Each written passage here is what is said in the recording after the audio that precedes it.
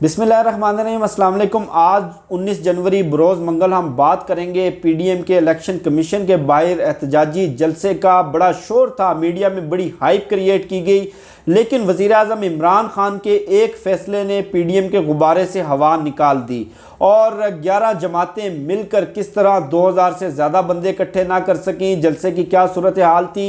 मरियम नवाज़ और मौलाना फजलुर रहमान बदहवासी में लाशें गिराने की धमकियां देते रहे और धमकियों से मामला बददुआओं तक पहुंच गया। बंद कमरा इजलास में क्या हुआ इस जलसे के बाद या आज की इस सियासी एक्टिविटी के बाद, और उसके साथ साथ पीडीएम के आज के जलसे में मरियम नवाज़ की मौजूदगी में मौलाना फजलुर रहमान ने नवाज शरीफ के खिलाफ नारे लगवाए। इसकी तफसीलात से आपको आगाह करूँगा।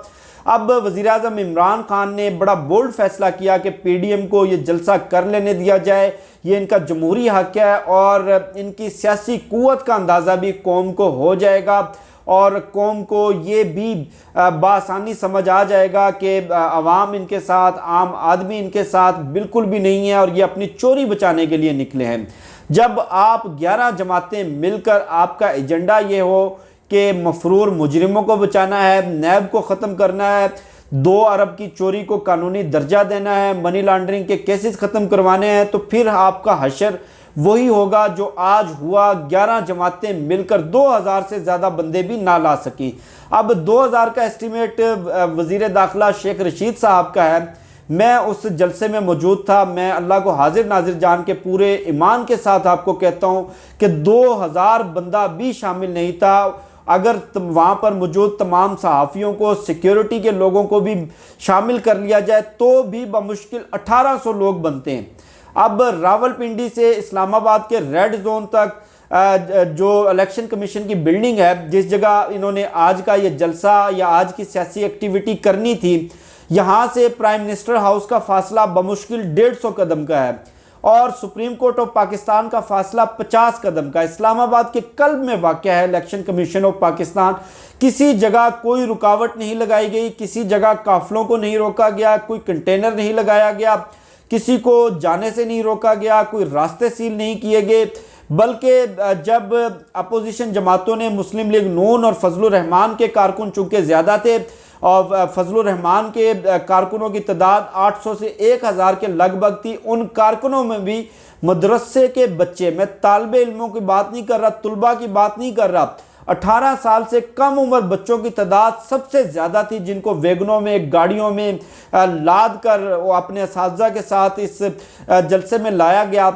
जब उन्होंने देखा कि इतना ज़्यादा जुलूस, इतने ज़्यादा रश और इतना ज़्यादा आवाम का जमे गफ़ीर इकट्ठा नहीं हुआ, तो उन्होंने सरीना चौक के ऊपर रोड ब्लॉक कर दी। रोड ब्लॉक करके 1 घंटा वो खड़े रहे कि शायद मीडिया वाले फुटेज बनाएं। इंसानों का जमे गफ़ीर और इंसानों का समंदर जो आज मौलाना फजलुर रहमान और मरियम नवाज़ तशबीह दे रही थी, उसकी फुटेज टीवी स्क्रीनों पर चलाई जाए, लेकिन किसी जगह भी ना चल सकी टीवी स्क्रीनों पर। अब 2 साबिक वज़ीर आज़म भी वहाँ पर मौजूद थे, लेकिन अब बंदों की तादाद मैंने आपको बता दी। मरियम नवाज़ और फजलुर रहमान आज का फ्लॉप जलसा देखने के बाद बदहवास हो गए और बदहवास होने के बाद लाशें गिराने की, इनकलाब लाने की, हुकूमत के ख़िलाफ़ जहाद डिक्लेयर करने की, हुकूमत नहीं बल्कि इमरान खान का नाम लेकर, और इस तरह की धमकियां देते देते अब बददुआओं पर भी आ गए। अब मरियम नवाज़ साहिबा जनाब, ये उनका ये कहना है कि ये फ़ैसला हो चुका है, इमरान खान को यहूदी लॉबी और भारत फंडिंग करता रहा और 6 साल से फॉरेन फंडिंग केस का फ़ैसला नहीं किया जा रहा। अब आप अंदाज़ा करें कि ये बात कर कौन रहा है। ये बात मरियम नवाज़ कर रही है, जिसके अपने अब्बू सचिन जिंदाल के बेस्ट फ्रेंड हैं। सचिन जिंदाल इनके दौरे हुकूमत में बग़ैर वीज़ा के पाकिस्तान आता रहा। इनके दौरे हुकूमत में नरेंद्र मोदी, जो पाकिस्तान का मुसलमानों का सबसे बड़ा दुश्मन है, बग़ैर वीज़ा के, बग़ैर इजाज़त के इनकी शादियों में शरीक होता रहा। मोदी की माँ को साड़ियों के तोहफे शरीफ ख़ानदान भिजवाता रहा। अब भारत से मनी लॉन्ड्रिंग, भारत से अरबों खरबों रुपया शाहिद खकान अब्बासी और शरीफ ख़ानदान के अकाउंट्स में आता रहा। इल्ज़ाम किस पे लगाया जा रहा है? इमरान खान पर। और फिर इमरान खान को इसराइल से भी फंडिंग होती रही।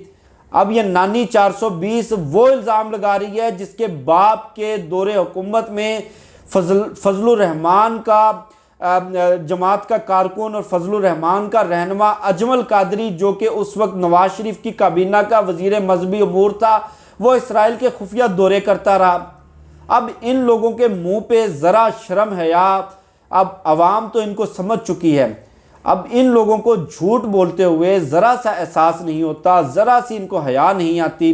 फजलुर रहमान साहब, उनका सुने, इमरान खान धांधली की पैदावार है, यानी कि इमरान खान धांधली की पैदावार है, फजलुर रहमान जमहूरियत की पैदावार है, फजलुर रहमान का बेटा भी जमहूरियत की पैदावार है। 2018 का इलेक्शन पीपल्स पार्टी के लिए अलग से हुआ, मुस्लिम लीग नून के लिए अलग से हुआ, और मौलाना फजलुर रहमान के जमात के जो MP MNAs हैं उनके लिए अलग से हुआ, तहरीक इंसाफ के लिए अलग से हुआ। उसके साथ साथ जनाब मर्जी के नतायज मुसल्लत किए गए, सुबहान अल्लाह, मर्जी के नतायज। मौलाना साहब 2013 के इलेक्शन में आपकी 5 सीटें थी, 2018 के इलेक्शन में आपकी 6 सीटें हैं।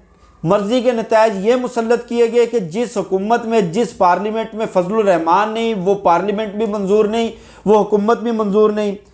अब मरियम नवाज़ ने जनाब इंसानों का जुम्मे गफ़ीर देखकर बदहवास हो गई, पागल हो गई, कहती कि जनाब कहीं मुझे गलत फहमी तो नहीं हुई कि आज लॉन्ग मार्च है, इंसानों का जुम्मे गफ़ीर, ये इंसानों का समंदर देखकर मुझे लग रहा है कि आज लॉन्ग मार्च है, जबकि इंसानों के समंदर की तादाद क्या थी, 1500।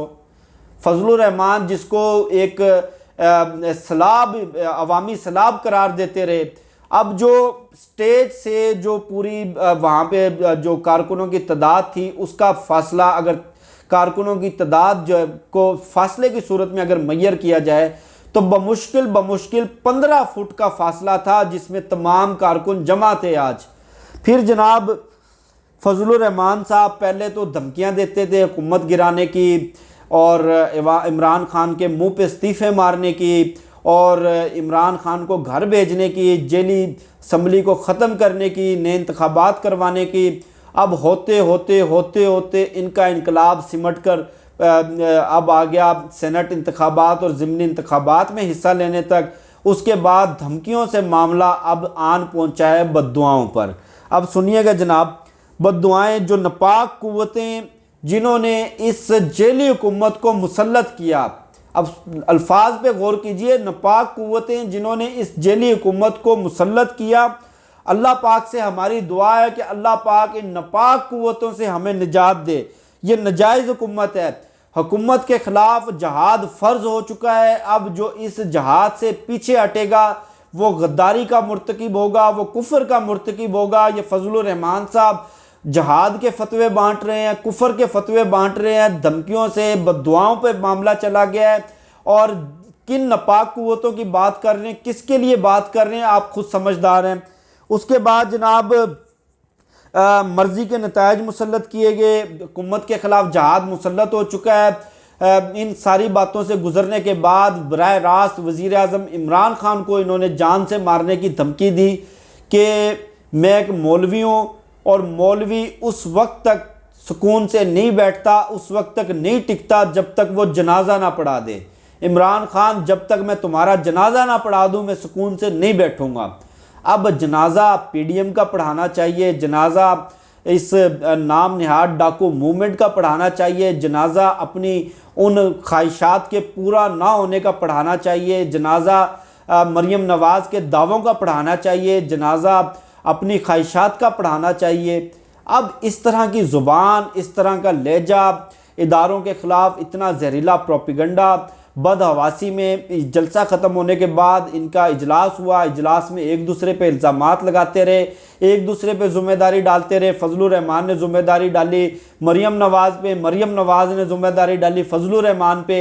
और जो 31 जनवरी जो एक डेडलाइन थी, 31 जनवरी से वो डेडलाइन, आज की खुशखबरी सुने, वो 27 फरवरी पे चली गई है। 27 फरवरी से वो डेडलाइन 2021 पे जाएगी, 2022 पे जाएगी, करते करते 2023 आ जाएगा। ये डुगडगी घुमाते रहेंगे, बंदर किला खेलते रहेंगे और इसी तरह अपने आप को खुश करते रहेंगे, छोटे छोटे सर्कस लगा के। और आज जो इन्होंने जुम्मे गफीर दिखाना था, जो लॉन्ग मार्च की धमकियां थी, आज का ये जलसा और सियासी इकट्ठ देखने के बाद हुकूमत कॉन्फिडेंट हो गई है कि जो उखाड़ना है उखाड़ लो, जो लॉन्ग मार्च करना है कर लो। हमें पता है कि कितना लॉन्ग मार्च, 5,000 बंदा ले आओगे, 10,000 बंदा ले आओगे, 15,000 ले आओगे, इससे ज़्यादा की तुम्हारी औकात नहीं है। ये मुझे शफकत अली को दीजिए इजाज़त। इंशाल्लाह फिर नेक्स्ट वीडियो में मुलाकात होगी, तब तक के लिए अल्लाह हाफिज़।